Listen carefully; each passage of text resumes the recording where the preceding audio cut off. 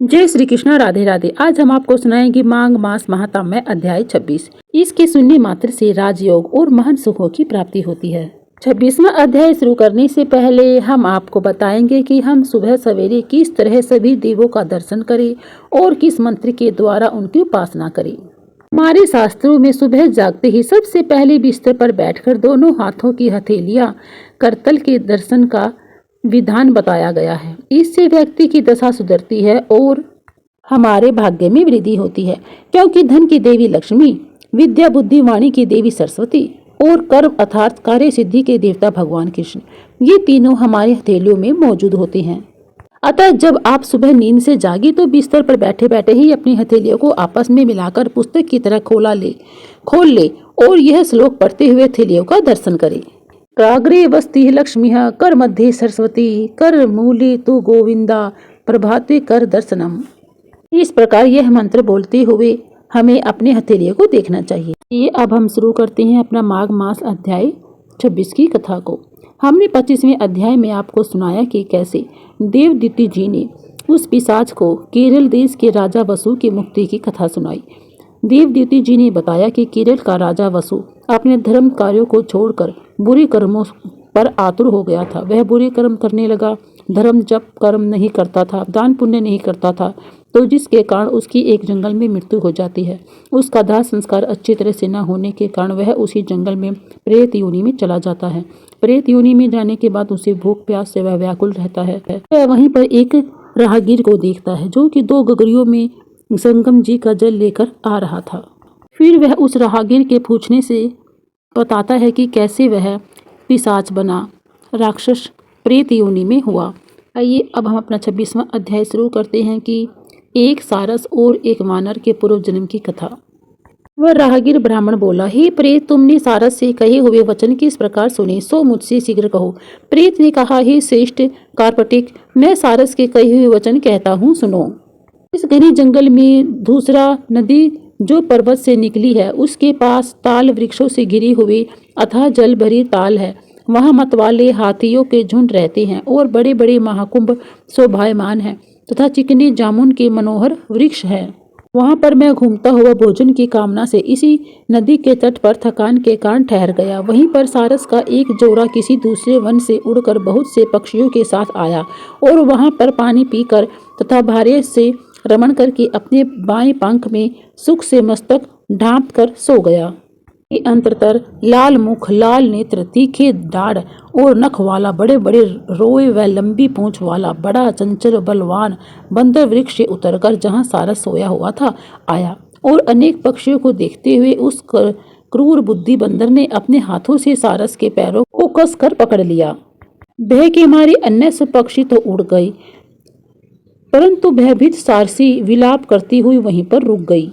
टूटने पर भय से उस सारस के नेत्र चकित हो गए और सिर झुका कर धैर्य के साथ उस दुष्ट भयंकर जान से मारने वाले बंदर की ओर देखकर मधुर वाणी से कहा, हे बंदर, बिना अपराध के मुझको क्यों पीड़ा देती हो? तुम्हारे समान श्रेष्ठ प्राणी किसी को पीड़ा नहीं देते। हम अहिंसक प्रकृति वाले साधु दूसरों की वृत्ति में विमुख रहते हैं। जल की काई खाने वाले, आकाश में उड़ने वाले, वन में रहते हैं। अपनी ही स्त्री से प्रेम करने वाले, दूसरों की स्त्री को त्यागने वाले, दूसरों की बुराई से दूर रहने वाले, चोरी न करने वाले, बुरों का साथ न करने वाले तथा दूसरों को कष्ट न देने वाले, सब प्रकार से निरपराधी हैं। मुझको हे वानर छोड़ दो, मैं तुम्हारे पूर्व जन्म का वृत्तांत जानता हूँ, परंतु तुम मेरा नहीं जानते। यह सुनकर बंदर ने सारस को छोड़ दिया और कुछ दूर बैठकर बोला, हे सारस, तुम ज्ञान निपुण पक्षी हो और मैं वन में घूमने वाला हूँ। तुम मेरी पूर्व जन्म का वृत्तांत कैसे जानते हो? वह सब कहो। सारस ने कहा, हे श्रेष्ठ वानर, सुनो, तुम पूर्व जन्म में पर्वतेश्वर विंध्याचल पर्वत के राजा थे और मैं अति पूजनीय ब्राह्मण तुम्हारे कुल का पुरोहित था। इस कारण मैं तुमको भली भांति जानता हूँ। इस भूमि में तुमने जब प्रजा को पीड़ा देकर बहुत सा धन इकट्ठा किया था। हे वानर, इस प्रकार प्रजा के अत्यंत दुखी होने के कारण तुम अति दुखदायी कुंभीपाक नाम के नरक में फेंके गए। बार बार मरने तथा जन्म लेने से तुम्हारे नारकीय शरीर में 3000 वर्ष बीत गए। पश्चात दारुण शब्द के साथ युद्ध करते हुए उस नरक का तीव्र अग्नि की यातना सहन करते हुए नरक से निकले। बची हुई पाप के कारण अब तुम बंदर योनि को प्राप्त होकर मुझको मारना चाहती हो। पहले तुमने ब्राह्मण के बगीचे में बिना उसके पूछे अपने बल के कारण उसके पके हुए केले खाए थे। उसी पाप के भयंकर फल से तुम अब वानर योनि पाकर वनवासी हुए हो। हे ब्राह्मण, ऐसी कथा सुनकर वानर ने सारस से कहा, तुम ठीक जानते हो तो बतलाओ, तुम पक्षी कैसे हुए? सारस बोला, हे वानर, मैं तुमको अपना कारण भी बतलाता हूँ कि किस कर्म से मैं पक्षी होकर इस दुर्गति को प्राप्त हुआ। तुमने पूर्व जन्म में सूर्य ग्रहण में नर्मदा नदी के तट पर बहुत से ब्राह्मणों के निमित्त अन्न के 100 ढेर दान किए थे। मैं राजा का पुरोहित हूँ। मन में यह समझकर तथा मद में आकर लोभवश ब्राह्मणों को थोड़ा सा अन्न देकर बाकी का सब अन्न मैंने ही ले लिया। ब्राह्मणों के इस साधारण द्रव्य के अपहरण करने से उत्पन्न पाप से मैं कालसूत्र तथा रक्त कर्दम नामक नरक में पड़ा, जहाँ सर्वत्र कीड़े रेंगते थे, जो दुर्गंध और पीव से भरा हुआ था। अग्नि जैसी तृप्त वायु में नाभि पर्यंत नीचे को सिर किए पीड़ा रहकर मैं पीव आदि चाटता था। यह मेरा भोजन था और उसके ऊपर मेरे शरीर को बड़े बड़े गिद्ध, कौवे तथा कीड़े बराबर काटते और खाते थे। उस समय मेरा एक क्षण महाकल्प के समान हो गया था। 3000 वर्ष मुझे इस प्रकार की घोर यातना भोगते हुए बीत गए। पुरोहित कर्म बड़ा पापकारी है। देव द्वारा जीविका, ब्राह्मण द्वारा जीविका, जिसमें विशेषकर राजा का दान महाघोर कष्टकारी है।